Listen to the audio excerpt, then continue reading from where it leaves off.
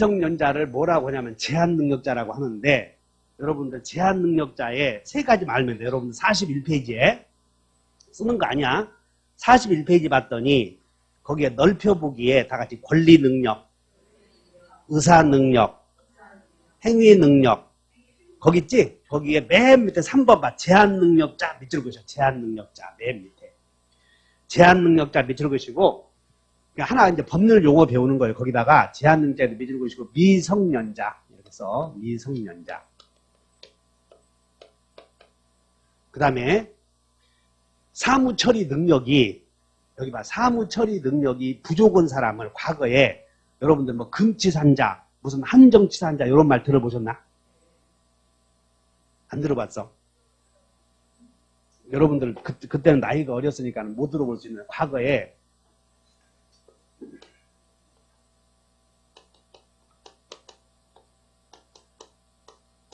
한정치산자 이런 게 있었어.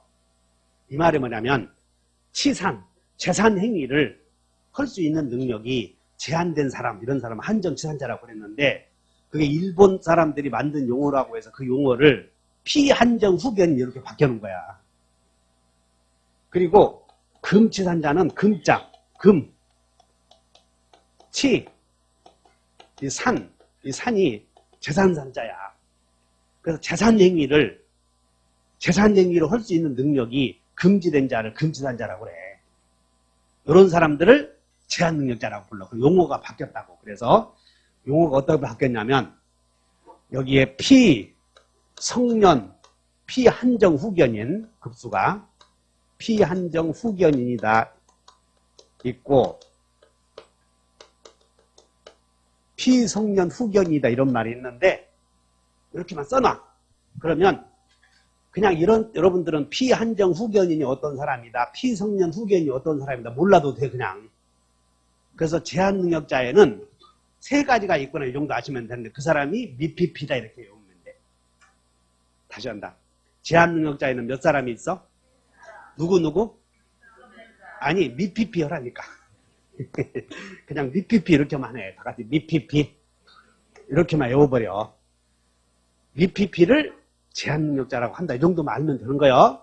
그리고 뭐 급수가 그러면 설명했는데 도대체 잘 몰라. 그리고 숨어. 설명했는데, 그러면 나는 금치산자 금이구나 이렇게 하시면 돼.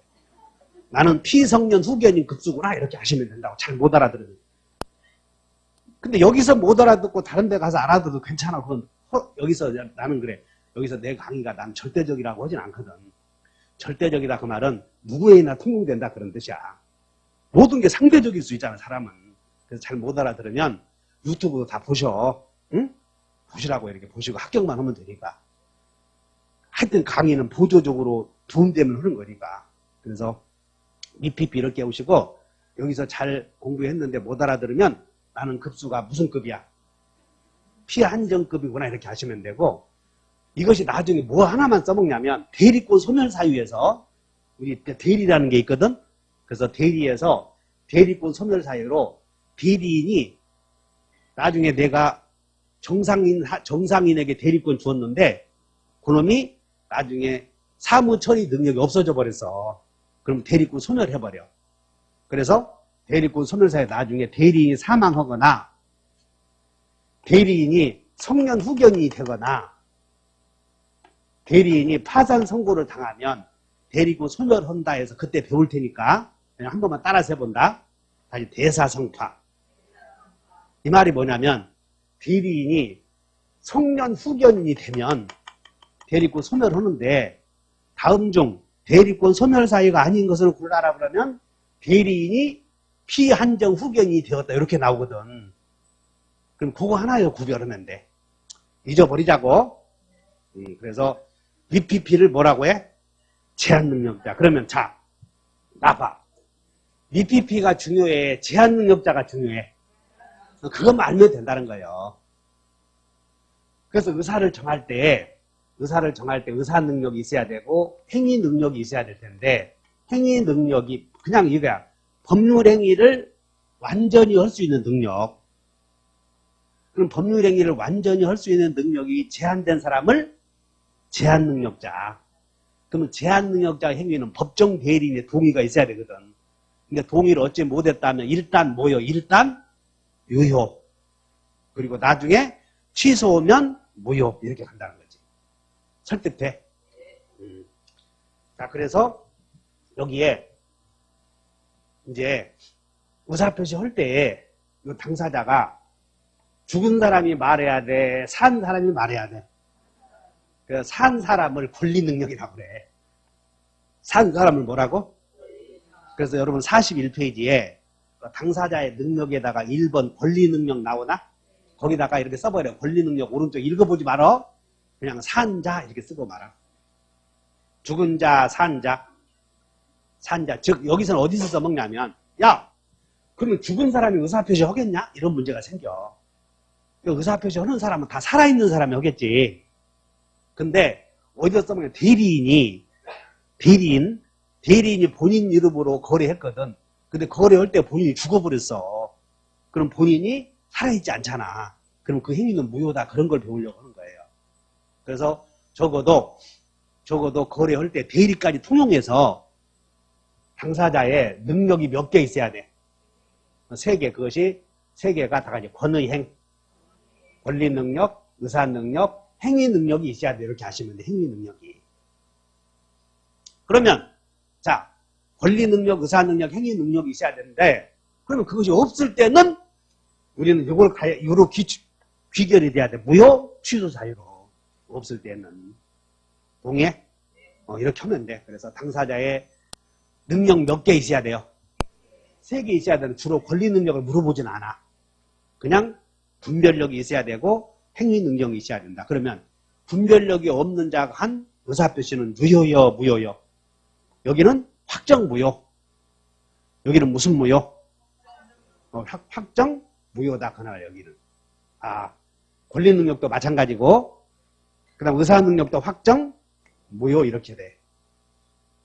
그런데 그 무효의 효력이 이제 되고 그 다음에 여기 제한능력자 행위는 유효요, 무효요? 일단 유효였다가 취소하면 확정적으로 무효가 되고 그 효력이 누구에게다 무효라고 해서 다 절대적이다.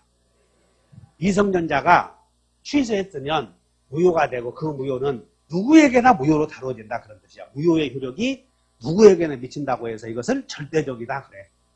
그 정도 아시면 돼. 그 다음에 계약서 내용이 여기서 다 같이 확정 가능. 이제 한 장 넘겨. 이제 여러분들은 42페이지에 가서 42페이지 04번에 법률행위의 목적 나오나? 거기다가 가로해 놓고 쓰면 돼. 약정한 것 이렇게 써. 약정한 것. 목적이 뭐라고? 약정한 것. 그러면 우리는 갑과 을 사이에 매매계약을 체결했을 때 매도인은 매수인에게 내가 너에게 재산권 이전해 주겠다고 약정했고 매수인은 뭐라고 약정했냐면 대금 지급 약정. 그래서 이 약정한 내용을 목적이라고 한다니까. 그럼 우리는 가불간에 우리가 재산권 중에서 주로 소유권인데 그것이 건물 아니면 우리는 토지를 갖고 배운다고 그래서 근데 건물에 대해서 약정에 대해서 11월 11일 날 약정했어. 매매계약을. 근데 그 전날 밤 건물이 소실된 상태에서 모르고 건물이 지진으로 붕괴되었음에도 그 사실을 모르고 약정하는 경우도 있겠어 없겠어? 있어. 그러면 재산권 이전해 주는 것이 가능해 불가능해? 성립 당시에 불가능하잖아. 그러면 재산권 이전해 주는 게 불가능함에도 판사가 이행하라고 판결을 내린다면 그건 부질없는 거 아니야. 그래서 재산권 이전해 주는 게 가능이요 불가능이요? 그래서 밑에 3번에 다시 설명. 매매계약 할 때 재산권 이전 약정 대금 지급 약정할 때 이 매매 대금이라고 하는 것은 매매계약을 체결할 때 꼭 내가 2억 주겠다 3억 주겠다 꼭 정해져 있어야 되는가? 아니면 내가 2억 주겠다. 자, 내 토지를 너에게 팔겠다. 매매 대금은 어떻게 할래? 그랬더니 재산권 넘겨주는 날 그럼 재산권 넘겨주는 2달 후에 넘겨줄 텐데 그때 시가로 주기로 한다. 이렇게 계약을 했다고. 재산권 넘겨주는 날 요때 시가로 주기로 한다. 그러면 재산권 넘겨주는 12월 11일 날이 넘겨주는데 그때 시가가 얼마인지 알 수 있어 없어요? 그러면 주식을 판다. 앞으로. 그럼 12월 30일 날 그때 종가로 판다. 주식 안 해본 사람 손들어. 시가 종가가 있어. 시작하는 가격, 끝나는 가격. 그리고 12월 10일 날 정해졌잖아. 그때 시가로 팔겠다 할 수도 있겠어, 없겠어? 있지. 그러면 주식 매매할 때 가격은 정해졌어, 안 정해졌어? 안 정해졌지만 계약서에다가 시가로 주고받기로 한다 할 수도 있었지? 그럼 매매 가격은 꼭 정해져 있어야 돼. 나중에 정할 수 있으면 돼. 그렇게 하면 된다는 거예요. 그래서 밑에다가 거기다가 2번에 목적의 확정 가능 이렇게 써버려. 2번에다가 목적의 확정 이렇게 쓰여 있죠. 거기다 가능까지 하나만 더 써놓으면 돼. 목적의 확정 가능.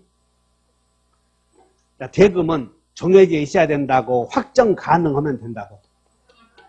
확정 가능해. 그럼 언제 확정 가능해야 되냐면 항상 우리는 성립시를 기준으로 한 거예요.